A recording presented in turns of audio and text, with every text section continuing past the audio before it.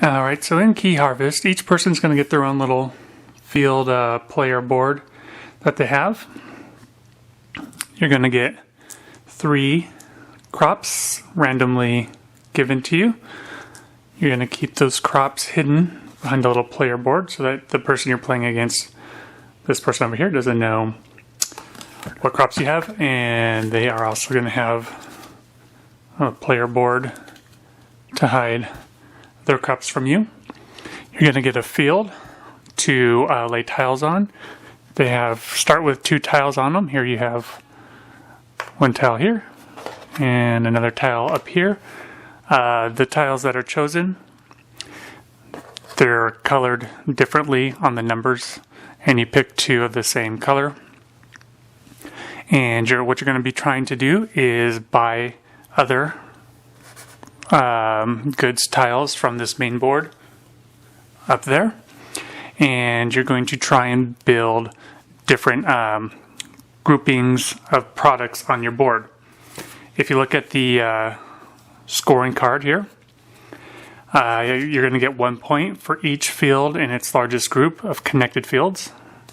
Then secondly, you're going to get 2 points for each group in the second field, largest group of connected fields. So essentially, you're trying to build 2 separate fields, and you want them both to be large, but in the larger one, you're going to get 1 point for each tile. In the second largest one, you're going to get 2 points for each tile. Then you have worker tiles that look like this, and you're going to get the point value for those tiles that are on your field. And then lastly, you're going to score points for the most crops of a type.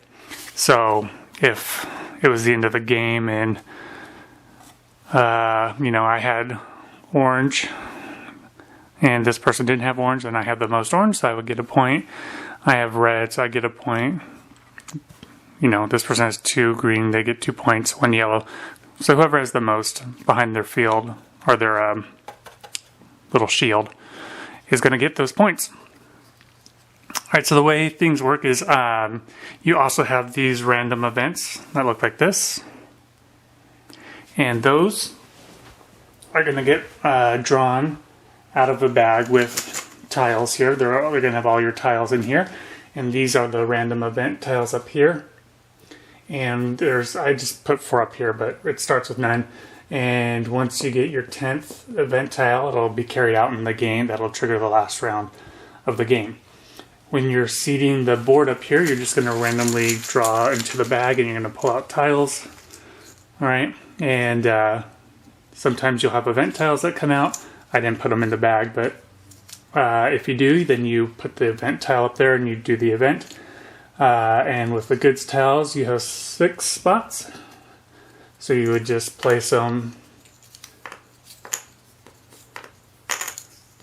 on there. And then it's handy they're not in alphabetical order, but it's handy if you do that.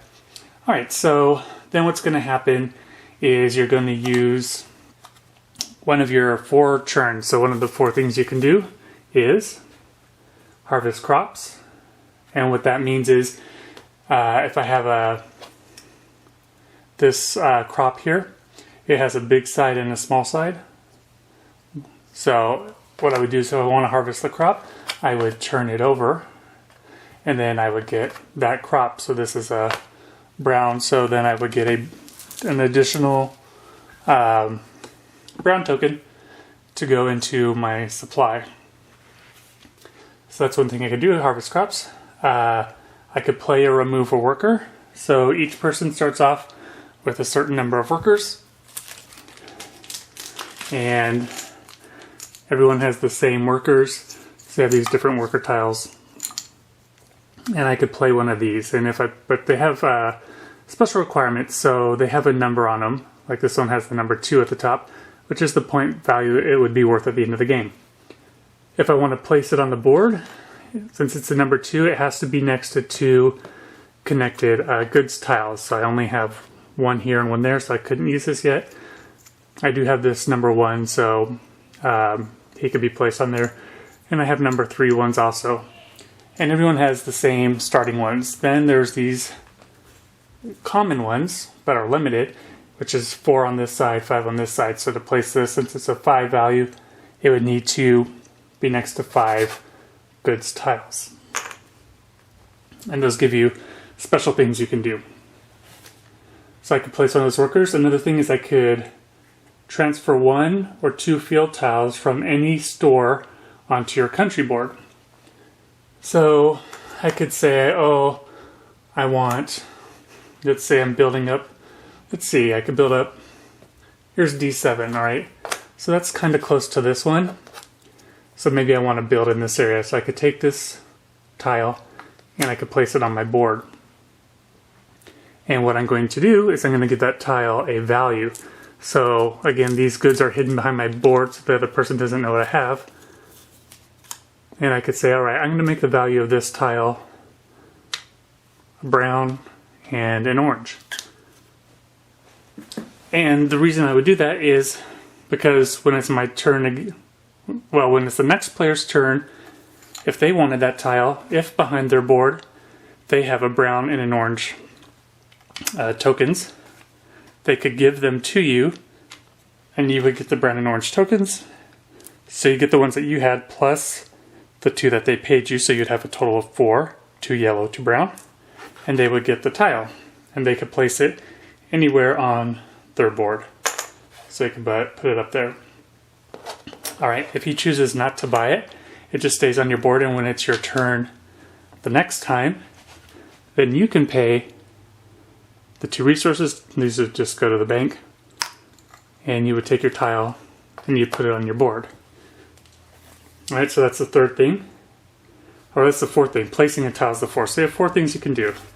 Alright, harvest crops, which is turn a tile over from the big picture to the little picture, and it gets you whatever color token it is. It gets you that color token. You can place a worker, as long as, like here's 2, right? So I could place a number 2 worker here, because he's connected to 2 fields, and then it would give me an advantage. This one, or not advantage, but something I could do. So it says turn over adjacent harvest field tiles. All right, so if I have harvested both these goods, I play this figure on E8, they turn back over, and it allows me to harvest them again. On another turn, I could remove this tile. Now something that could happen is if this tile was here, and I saw E8 up here, I could take E8, which I don't have it up here, but let's just say this was E8, and I could put it on this board, and I would put, you know, whatever, my little tokens here, to say this is going to be valued at this. And so then it's the next player's turn, and they don't buy it. Then it's my turn again. If this was E8, I could put it up here, because that's E8, and it would go there, and then it causes this. I could relocate it somewhere else on the board as long as the conditions are met.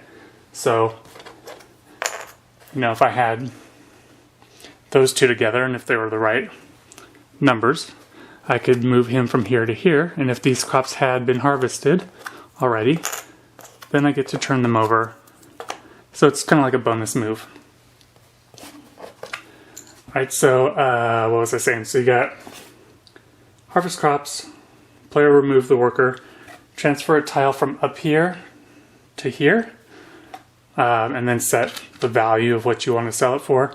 And then on a subsequent turn, you can place your tile from here to there, and you pay your goods to the bank. Or if this guy had a tile here that you wanted, you would pay him if he said this is worth a orange and a green, and behind your little thing here, your shield, you had an orange and a green crop, then you could pay to take it. So that's one of the things the shields serve as. People don't know what goods you have, so when they're setting the price, they can't set it to something and go, oh, he doesn't have these, so I will set it to these colors. And so anyway, you keep doing that until, like I said, the 10th event comes out. And when that happens, it triggers the end of the game. And like I said on the scoring, if this was the end of the game, which would be pretty pathetic, but I would have 3. My largest field would be 3. My smallest field would be 2. If I had something over here, it just wouldn't count. And so I get 1, 2, 3 points for this, 4, 5, 6, 7 points for that. Then I would look at my tokens. I go, compare that. And I would get a point for the crop that I have the most of. It's just the one crop. I think earlier I would say, or no, wait, of each type. No, yeah, okay, it is each type. And then the workers. If I had a worker tile out here on the board, then the value of the worker tile would get me those points. And that's pretty much it. And that's really simple rundown version of key harvest.